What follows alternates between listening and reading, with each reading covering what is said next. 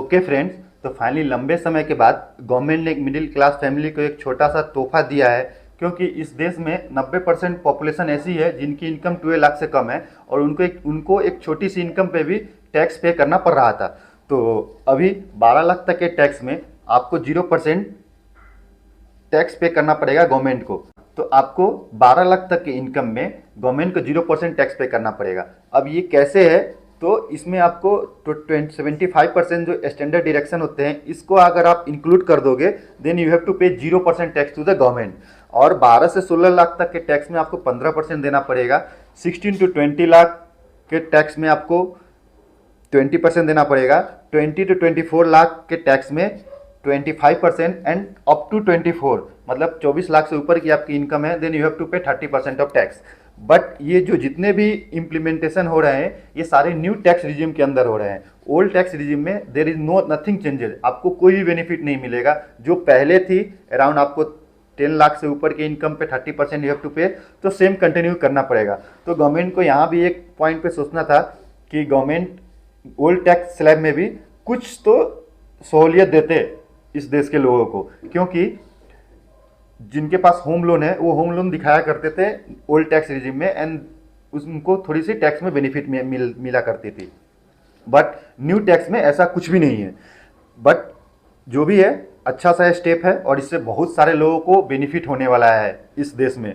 लोगों ने अभी बोलना स्टार्ट कर दिया गया है कि नहीं, ऐसा नहीं है कि 12 लाख पर वी हैव टू पे द टैक्स, ऐसा कुछ भी नहीं है। टिल 12 लाख तक आपको 0% टैक्स पे करना पड़ेगा, ऐसा कुछ भी नहीं है। अगर आप 15 लाख तक जा रहे हैं, देन आप टैक्स सेव करने का एक ऑप्शन यूज कर सकते हैं। आप एक एनपीएस खोल लो और एनपीएस में 14% जो आपकी सैलरी है उसके मनी इन्वेस्ट किया करो। तो सपोज आपकी 15 लाख सैलरी है, उसकी 14% अगर आप पे कर रहे हैं एनपीएस में, देन आप फिर भी आपको उसके बाद टैक्स अराउंड 20,000 रुपीज़ ही पे करना पड़ेगा। मतलब अगर 15 लाख तक की इनकम में भी आप अपने टैक्स को सेव कर सकते हैं around some 20 to 25,000 rupees government को देने के बाद। पहले हम लोग 15 लाख तक के इनकम पर 30% टैक्स पे किया करते थे। मतलब अगर आप 15 लाख कमा रहे हो, then you have to pay around 4 lakh rupees to government, ऐसा था। क्योंकि स्टैंडर्ड डिडक्शन इसमें इंक्लूड कर दो तो 4 लाख हो जाते हैं। बट सरकार के एक काम और करना चाहिए, जितनी भी कॉरपोरेट कंपनियां हैं इनको बोलना चाहिए कि एम्प्लॉय की सैलरी बढ़ाएं। क्योंकि एम्प्लॉय की सैलरी अगर बढ़ेगी तो वो कुछ खरीदने पे, गुड्स खरीदने पे स्पेंड करेंगे। उससे क्या होगा, मनी का सर्कुलेशन होगा और कंट्री का ग्रोथ बढ़ेगा। तो ये भी स्टेप सरकार को लेना चाहिए। और भी कुछ सारे पॉइंट है जो गवर्नमेंट ने इस बजट में डिक्लेयर किए हैं, जो जिसमें 3 पॉइंट मुझे बहुत ही ज़्यादा अच्छे लग रहे हैं। फर्स्ट पॉइंट, गवर्नमेंट ने अराउंड 13,416, मतलब 13,416 करोड़ रुपीज़ इसरो पे को दिया है, ताकि वो अपने R&D पे स्पेंड करे। अगर हमारी इसरो मजबूत होगी तो देश में बहुत से सारे न्यू टेक्नोलॉजी आएंगे और ये कंट्री ग्रोथ में हेल्प करेगा। उसके अलावा ने 2047 तक 100 गीगावाट न्यूक्लियर एनर्जी प्रोड्यूस करने का टारगेट सेट किया है। तो ये भी एक अच्छा सा स्टेप गवर्नमेंट के द्वारा लिया गया है। उसके अलावा भी बहुत सारी गवर्नमेंट ने स्कीम इन्होंने दिया है बजट में, जिसमें एक स्कीम मुझे दो स्कीम मुझे और अच्छा लगा। एक 6,500 नंबर ऑफ सीट्स इन्होंने आईआईटी में इंक्रीज किया है, प्लस 10,000 एडिशनल सीट्स उन्होंने एडेड किया है मेडिकल कॉलेजेस में। क्योंकि टोटल टारगेट है गवर्नमेंट की 75,000 मेडिकल सीट्स अपकमिंग 2030 तक इनको ऐड करना है। तो ये कुछ स्टेप्स गवर्नमेंट के द्वारा अच्छे लिए गए हैं। उसके अलावा ये बहुत सारी गुड्स पे उन्होंने रिलीफ दिया है, जैसे कि आप देख सकते हैं मोबाइल की जो बैटरी वगैरह हो गई, लिथियम आयन बैटरी हो गई, इस पे उन्होंने टैक्सेस रिड्यूस कर दिए हैं। और ड्रग्स पे इन्होंने जो छोटे कुछ इंपॉर्टेंट ड्रग्स है जिस पे इन्होंने टैक्स को कम कर दिया है। ये सब चीज़ें अच्छी है। बट फिर गवर्नमेंट को एक चीज़ सोचना चाहिए, कोई भी गवर्नमेंट हो, वेदर इट्स बीजेपी, कांग्रेस और एनी स्टेट गवर्नमेंट को हमें ये सोचना चाहिए कि हमारी इनकम कितनी हो और हम खर्चे कितने कर रहे हैं। अगर आप डाटा देखोगे तो टोटल 15.6 लाख करोड़ रुपीज़ का गवर्नमेंट ने बजट पेश किया है।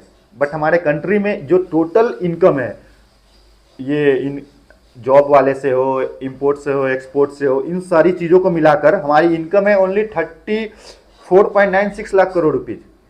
इट मीन्स 15 लाख करोड़ रुपये तो गवर्नमेंट कहीं से कर्ज ही लेके खर्च करेंगे। तो ये गवर्नमेंट को सोचना चाहिए। यहाँ पे इंडिया में सभी गवर्नमेंट डायरेक्ट मनी पब्लिक के हाथ में दे रहे हैं, जो कि फ्री रिच के रूप में हम कह सकते हैं। कोई 5,000, कोई 10,000, कोई वुमेन्स को दे रहा है, कोई बस फ्री कर रहा है, कोई इलेक्ट्रिसिटी फ्री कर रहा है। This is not a right way. अगर ये होता रहा है तो इंडिया को अफ्रीकन कंट्री बनने में टाइम नहीं लगेगा। So we people have to also think. अगर हम लोग नहीं सोचेंगे तो ये गवर्नमेंट का क्या है, नेता लोग करप्ट करेंगे, करप्शन करेंगे और इंडिया से बाहर चले जाएंगे। But we people have to suffer. So ये चीज़ हमें सोचना चाहिए। बट ओवरऑल मैं बात करूँ तो ये बजट मिडिल क्लास फैमिली के लिए अच्छा था। मैंने जैसे सैलरी का एक्सप्लेन किया है, तो आप जैसे कुछ लोग अभी भी मुझे कमेंट कर रहे हैं कि नहीं आपको ऐसा टैक्स पे करना है, मुझे ऐसा टैक्स पे करना है। मैंने बोला नहीं brother, you don't need to pay single rupees on the income of around 14 lakh. मैं आपको आइडिया दे रहा हूँ। आप 12 लाख तक 0% टैक्स पे करोगे। इसमें आप स्टैंडर्ड डिडक्शन ऐड कर सकते हो। उसके अलावा आप एनपीएस ओपन कर लो, 14% मैक्सिमम है। अगर 14% आप मैक्सिमम एनपीएस डाल रहे हो 15 लाख की इनकम पे, इट इज कमिंग अराउंड 2.10। तो 12 lakh plus 2.10 it's coming around 14.10। फिर बचा कितने? 90,000। 90,000 में 10% ही गवर्नमेंट को तो मेरे को देना है बाबा। कितने देंगे? 9,000। थोड़ा और गवर्नमेंट ले लेगा, कितने लेगा? 15,000। इससे ज़्यादा तो गवर्नमेंट नहीं ले रहा है। तो 15 लाख तक भी आप अच्छे से बजट, मतलब अच्छे से आप पैसे सेव कर सकते हो। आप जैसे आप डाटा देख लो, मैंने कैसे हैंड से कैलकुलेशन करके मैं आपको शोकेस कर रहा हूँ, यहाँ पे दिखा रहा हूँ आपको। आप इसको अच्छे से जाओ, और ये मैं गारंटी दे रहा हूँ जो भी मैंने बजट एक्सप्लेन किया है प्रॉपर वे में है। अगर इसके अलावा भी आपको कहीं डाउट हो रहा है, आप मुझे कमेंट कीजिए, मैं आपको प्रॉपर रिप्लाई दूंगा और प्रॉपर डाटे के साथ आंसर दूंगा। तो ये रहा कुछ ओवरऑल मैंने बजट के इंपॉर्टेंट पॉइंट्स आपसे डिस्कस किए हैं। इसमें बहुत सारे पॉइंट है गवर्नमेंट ने जैसे इंक्रीज किया है, जैसे किसान की क्रेडिट जो लिमिट है वो 3 लाख से 5 लाख कर दी है, जो कि इंटरेस्ट फ्री होती है। बट इसका मिसयूज ही मैंने कंट्री में होते देखा है। कोई भी किसान प्रॉपर वे में इसे लेकर और अच्छे से वो नहीं कर रहा है। महिला को घर में बैठे उन्होंने बिजनेस करने के लिए पैसा दिया है, this initiative is good. But वो देखो, महिला वो पैसे को लेकर कहीं और एक्सपेंड कर रही है, पैसे को लेकर गोल्ड ले रही है।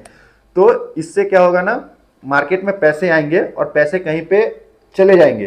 तो जब पैसे का सर्कुलेशन नहीं होगा तो कंट्री में ग्रोथ होना ही नहीं है। तो ये कुछ ओवरऑल बजट का पॉइंट है। आपको कैसा लगा? अगर आपको ये वीडियो अच्छा लगा तो प्लीज़ लाइक कीजिए और सब्सक्राइब कीजिए, और थैंक्स फॉर वॉचिंग।